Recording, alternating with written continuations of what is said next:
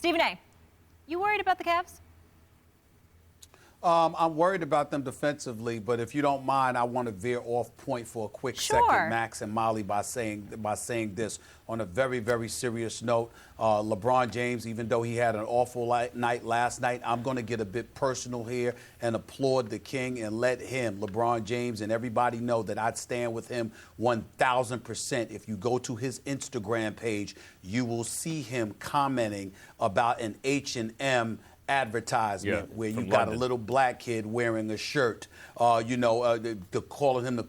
himself the coolest monkey in the jungle. LeBron James spoke out about that. Snoop Dogg spoke out about that. And I want to let the world know I stand with both of them 1,000%. That was incredibly incendiary and insulting. And H&M should be ashamed of himself for even allowing something like that to happen. Now back to basketball. Let me say this to you.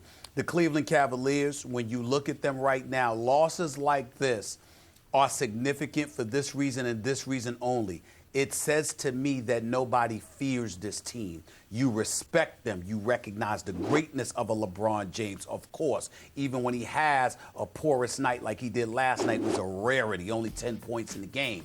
But in the end, what it comes down to is that defensively, people think they can go at you. And in the game of basketball, what everybody needs to pay attention to is that when you struggle to defend, everyone believes they got a shot at you.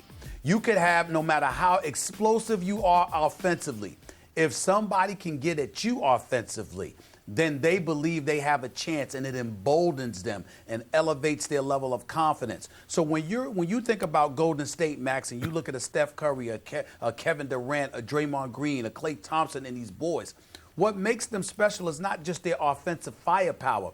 It's the fact that at a moment's notice, they can engage in lockdown defense. They can shut you down. We have not been seeing that from the Cleveland Cavaliers this year. And that is the reason a loss like this is concerned. Minnesota's a good team. They're going to come up. They'll probably make the playoffs. Tom Thibodeau is doing a good job, even though I think Sam Mitchell would have done the same job had he remained the coach. But that's neither here nor there. What it comes down to is that when you're going against Cleveland, the problem is you're looking at them and saying, we can get at them. I ain't scared of them. Yeah, LeBron might get his, but who going to stop me from getting mine? That's the mentality of teams when they're going up against Cleveland, and Cleveland needs to be careful about that because Minnesota rammed them last night. They didn't just beat them. I'm not worried about Cleveland even a little bit.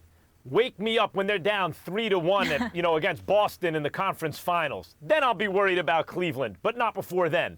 What people have to understand is the introduction of Isaiah Thomas to the team on the court. He was on the team since the beginning of the year, but he hadn't played until very recently, and he's on a minutes restriction, and he can't play the second of back-to-back, etc. The introduction of Isaiah is changing the dynamics of the team. You're basically playing with a new team. And recall that every season that LeBron James has been on a new team in recent years, they start slowly. Because early on, LeBron James isn't thinking about winning that particular game because he knows, he always has his eyes on the prize. He knows that they're going to have enough wins to make the playoffs, and they're going to, once they're firing on all cylinders, no one in the East is going to stop them. So since he knows that, he's concerned with making sure they're firing on all cylinders by the time they make the playoffs, which is why usually the first 10, 20 games of the season, you're like, what's going on with the Cavs? Oh, LeBron is just getting everybody on the same page, making a bunch of individuals coalesce, become a cohesive group and a unit and a team. LeBron's doing that. And now he has to do it again so you can't think about this as close to the middle of the season. You have to think about this as early season Cleveland Cavaliers. Isaiah also presents special challenges because he's a non-entity on defense. He's just too small. No knock against him. If he was a bigger player, I'm sure he'd be a great defender. But he's too small, so there are all kinds of ways that can be exploited. And he is a ball-dominant, score-first, although underrated decision-making and fantastic point guard. And LeBron has to figure out how that's all going to work. He approximates Kyrie offensively in certain ways, but he's not the exact same player. LeBron has to figure out, and as does Isaiah and everyone else, how it's going to work. You got to give him right now 10 to 20 games to figure that out. You want to say they already played a couple? Fine. But like maybe 10 to 15 to 18 games which is weeks and weeks and weeks to figure this out. But I assure you, after that time has passed, this will be a juggernaut squad.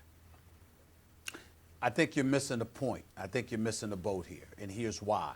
No one's questioning whether or not the Cavs are going to come out of the East. The question is how much will you be taxed prior to coming out of the East? If I am Boston, if I am, Milwaukee, if I am some other team within the Eastern Conference and I'm emboldened and I have a level of confidence and I'm able to play effectively against you because your defense is suspect, instead of taking me out in 4, it might take 6. Instead of taking me out in 5, it might take 7. Those are the kind of things that you have to look at when dissecting and analyzing the Cleveland Cavaliers, particularly when you're anticipating going up against the Golden State Warriors, because they have your number. They've beaten you 2 of the last 3 years. And when you look at LeBron and you look at this squad, see, what I'm not going to tolerate is the excuses. I'm not going to tolerate somebody looking at them and saying they're not good enough. I look at the Golden State Warriors as being a superior team, but it's not because I don't think that the Cleveland Cavaliers have the personnel to beat them.